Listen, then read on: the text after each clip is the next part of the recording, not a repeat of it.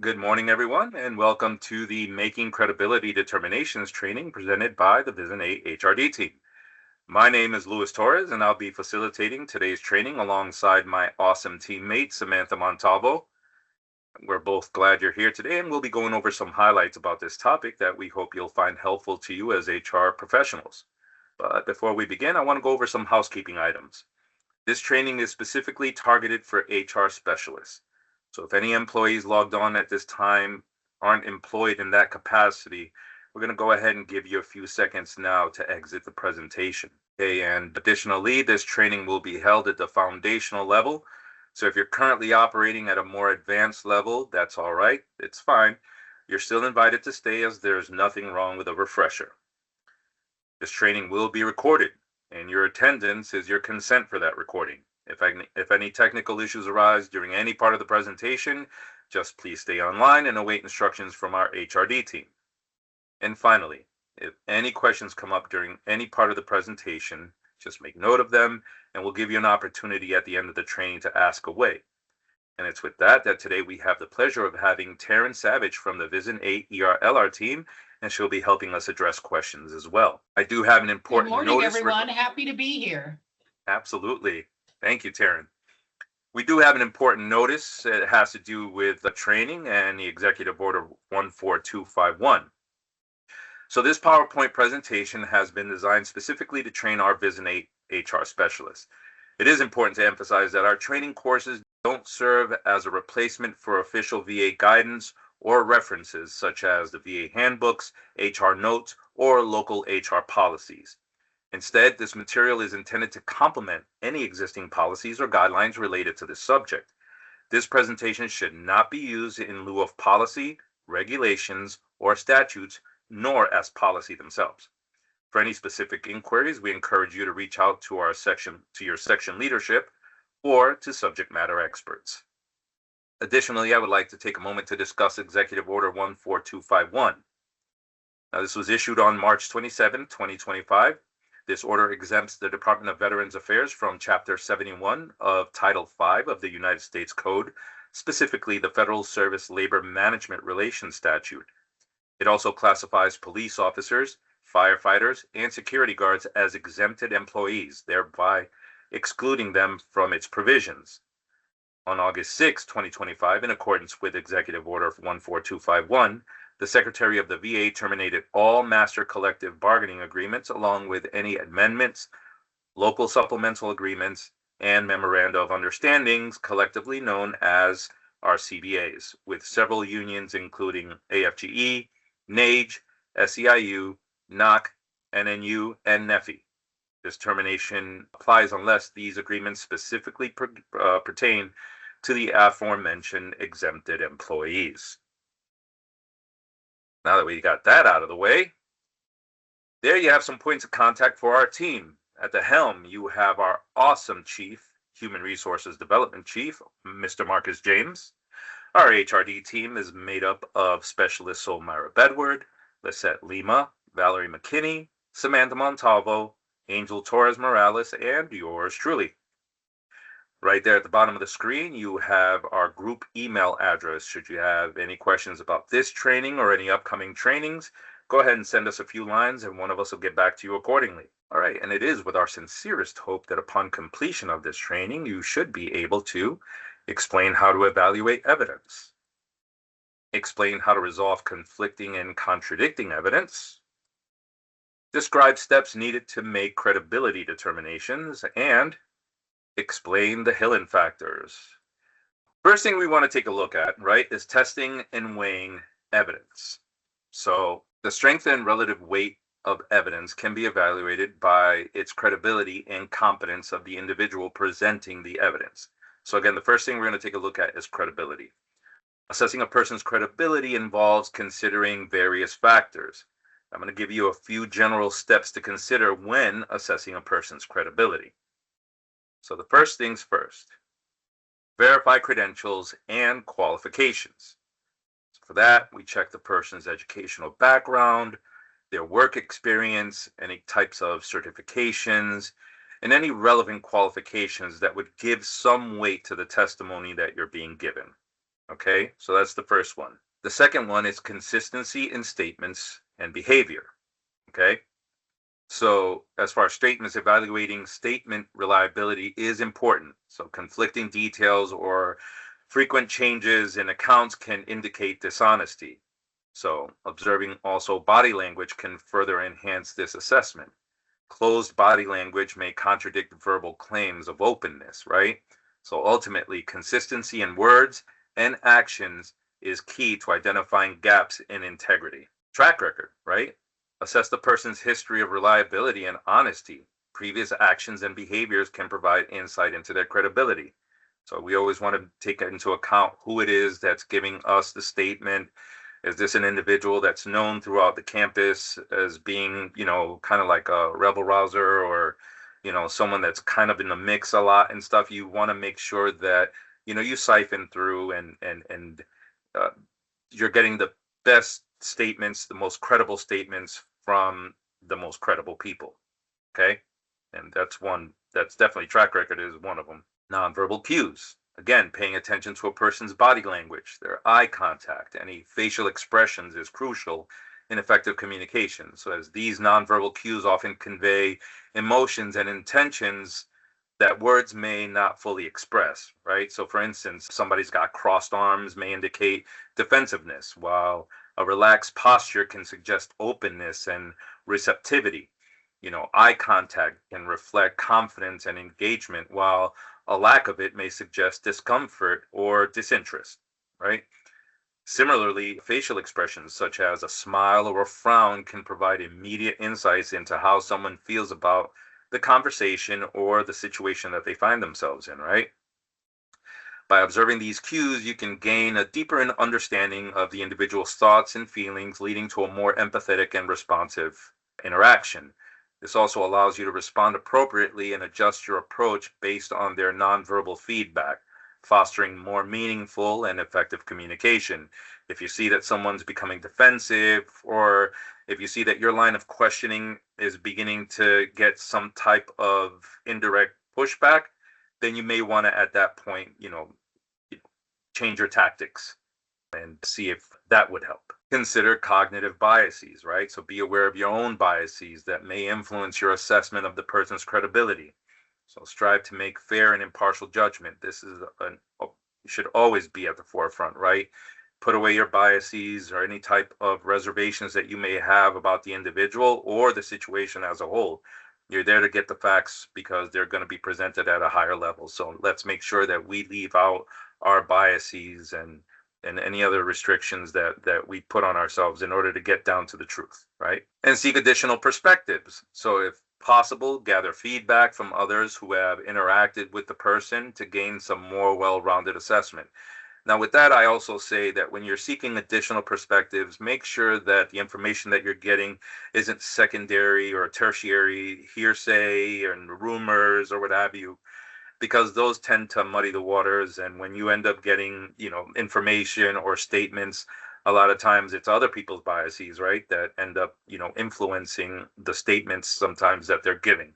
So we want to make sure that, when we're seeking additional perspectives, that we're doing it the right way and we're doing it from reliable sources, right? The next heavy set thing to basically assess is the competence of the individual, right? Testing and weighing the evidence in their competence, right? So to assess the competence of a witness, it's essential to consider factors such as the witness's perception, their memory, their ability to communicate effectively, and again, their potential biases, all right? So one thing we want to consider is observation. Assess the witness's ability to observe and recall details accurately. Were they there? Were they a direct witness of the situation that unfolded in front of them, or are they going off of secondary, tertiary information? And is that what you're getting? So you want to make sure that, this individual had direct observation of the situation that happened. Communication. Evaluate the clarity and consistency of the witness's communication in providing their statements. And mental capacity. And this is a big one, right? When assessing a person's competence, it's crucial to consider various factors that influence their mental capacity, their health, and emotional state. So cognitive functioning, including memory, Attention and judgment plays a key role, as do mental health disorders like anxiety or depression, which can impair decision making. Physical health issues, including chronic illness or medications, as well as substance use, both current and long term, can significantly affect cognitive abilities, right? So, additionally, the individual's emotional state, the trauma, history, and environmental factors such as their comfort level and support systems must be considered. So if you're talking to an individual who was, let's just say, a victim of an assault or some sort of harassment or SA, this is something that you need to take into consideration when you are presenting your line of questionings and trying to get to the bottom of the situation. All right. Also, cultural and social context and education levels also impact a person's decision-making capabilities, necessitating a holistic approach to ensure fair evaluations of competence in any setting. Okay. And lastly, bias and reliability. Assess the witness's potential for biases, motives, and overall reliability of their statements. If you see that you're investigating a situation and one of the witnesses has aught against this other individual, then you may not want to consider their statement as much as it would be someone who has no biases. And you can typically tell, you can typically tell what it is that they want or how it is. Again, the body language, and the stories that come back to you from individuals that say, this person may not be the best person to ask because of issues with the scenario. So with that is my part. I'm going to go ahead and high five my awesome teammate Samantha to take us to the second half. Go ahead, Sam. Right. Thank you, Lewis. So let's discuss conflicting and contradictory evidence. When you have two or more pieces of evidence that are in conflict or there's a contradiction, you must reconcile this conflict by determining which evidence is more reliable or credible.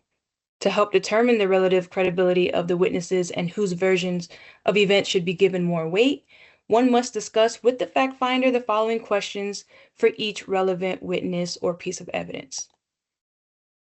Is one document more reliable than the other? Is it an original? Is it a certified or authenticated copy? Do we know what it do we know that it represents the original and hasn't been altered? Is there some explanation that will support both versions of events? Is one witness more competent? Is one witness more credible? All right, so the Hillen factors. Hillen versus the Department of Army is the MSBP case where the administrative judge determined the factors that need to be considered with conflicting and contradicting evidence. Several government agencies use the Hillen credibility factors to help their investigators and decision makers assess the credibility of a subject statement, particularly in instances where there's one person's word against another's and there's no independent corroborating evidence. These Hillen credibility factors come from a decision of the Merit Systems Protection Board in 1987 from their decision on that case, Hillen versus Department of the Army. The board issued its decision in Hillen, which lays out the factors that the MSBPB administrative judge must weigh in considering different testimony from different witnesses. Hillen tells us that to resolve credibility issues, an administrative judge must identify the factual question in dispute, summarize all of the evidence on each disputed question of fact, state which version the administrative judge believes, and explain in detail why the chosen version was more credible than the other version. Now let's take a look at these 7 Hillen factors. Factor number 1, the witness opportunity and capacity to observe the event or act in question. Personal knowledge of the event or act is an essential qualification of a witness, and the requisite personal knowledge is established by evaluation of the witness's opportunity as to place, time, proximity, and similar factors to observe the event or act in issue. These factors relating to a witness' opportunity to observe are material in determining the witness's credibility. The witness's capacity to observe refers to his or her ability to understand what was seen and intelligently narrated. Hillen factor number 2, the witness character. Prior inconsistent statement causes doubt. Did the employee give you an inconsistent version of what took place? Character evidence may be used for accusation of a witness on the theory that certain characteristics render that person more prone to testify untruthfully. Hillen factor number 3, any prior inconsistent statement by the witness. Did the employee give you an inconsistent version of what took place? Assess the consistency. Determine if the evidence aligns with other facts or evidence in the case.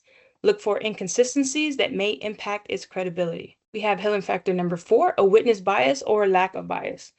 So certain relationships and circumstances can impair the impartiality of the witness or / human reaction. Is the employee you're talking to a close friend of the employee you're investigating? Hillen factor number 5, the contradiction of the witness version of events by other evidence or its consistency with other evidence. Contradicted by other evidence. For example, if the employee says they came in at a certain time, but that statement is contradicted by actual video footage or another employee's statement, then their version of events is contradicted by the evidence. Hillen factor number 6, the inherent improbability of the witness version of events. Does what you've been told by an employee make sense? Is it probable that it could have or would have happened as related by the employee? And finally, Hillen factor number 7, the witness's demeanor. Demeanor's observation of behavior, manner, and appearance. Does the employee's body language indicate a reason to disbelieve the employee? Okay, so we're going to conduct a post-test with the same questions that were on the pre-test, and then afterwards we'll provide the answers. So if you could please take a few minutes to complete the post-test at this time. So we have question number 1. How can the consistency and coherence of witness statements be assessed in the context of evidence evaluation for disciplinary actions? Is it A, by evaluating the respectability of the individuals involved? B, by examining any potential contradictions or inconsistencies within the statements? C, by looking for statements that align with the desired outcome? Or D, by disregarding witness statements due to their subjective nature? You can go ahead and put that in the chat. Okay, awesome, thank you. So if you selected B, you are correct. By examining any potential contradictions or inconsistencies within the statements. Question number 2, what factors should be considered when determining the reliability of documentary evidence in disciplinary proceedings, and how can these factors be effectively communicated to decision makers? Is it A, the length of the document and how well it presents the facts? B, the source of the document and its relevance to the case? C, the formatting and aesthetics of the document?